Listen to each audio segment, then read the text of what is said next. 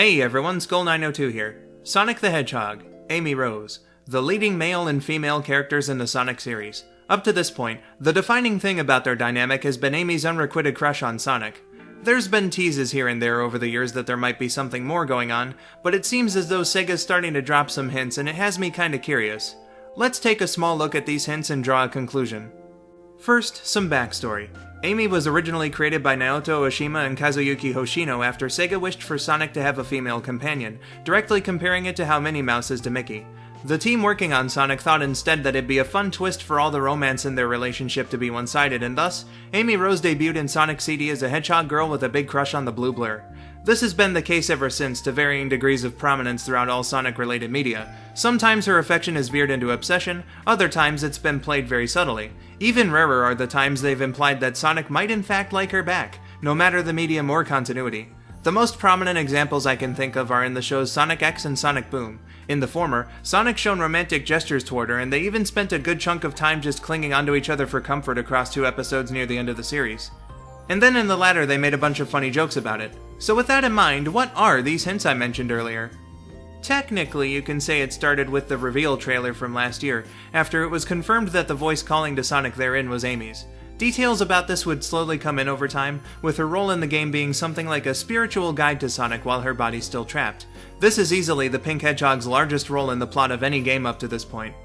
Speaking of the plot, the game's been written by Ian Flynn, longtime contributor to the Sonic comics, who according to Takashi Iizuka was brought on to improve the character's emotional depth and dialogue.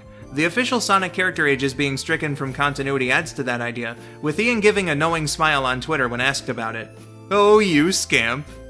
On the first edition of Tails Tube released back in March, Tails asked Sonic to clear up his relationship with Amy.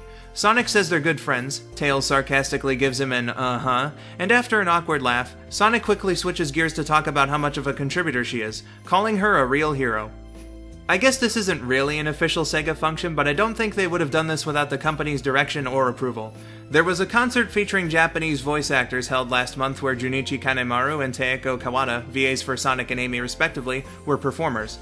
In it, they just straight up sang a couple of love songs to each other in character, one of which was The Shining Road from Sonic X. There's that one part of the story trailer as well. Sonic looks pretty concerned over Amy's situation. However, you could say he might have the same reaction to seeing any of his friends in such a predicament, so let me point you to the next example. In another trailer for the game, Sega revealed a collaboration with the Japanese band One OK Rock to make the game's theme song, Vandalize. In the lyrics there are the lines, "Covered in scars, but roses are coming through the cracks," and "Hate me, love you, breaking bottles on the pavement," some of which have speculated to be references to the relationship between the two characters. Other fans might also point to "Fuck the pain." After all that, what do I personally think this means for our blue and pink heroes? Well, I can't say for sure, but even with all of this, I still think it's extremely unlikely we'll see them being openly romantic toward each other by the end of the game or anything. Status quo's a thing, and you gotta be careful of when and how you break it, and for something like this, they'd have to be really careful. Not to mention all those times before Frontiers where they've dropped hints, particularly with how apparent some of them are in X, but nothing came of it. At absolute best, I think they might give off an officially unofficial kind of vibe. Gotta admit though, with what they're showing it does feel like there is a chance, even if it's incredibly slim. But for the true answer, we'll just have to wait for November 8th and see for ourselves. Let me know what you think in the comments. Does the ship officially sail? Do things stay the same? Or will the only changes be small ones? And for the love of God, please be civil when it comes to ships. People are allowed to love the pairings they think are best. Some of them might even also enjoy the one you feel like vigorously defending. With all that said, I have been Skull902, thank you for watching and have yourselves a wonderful day.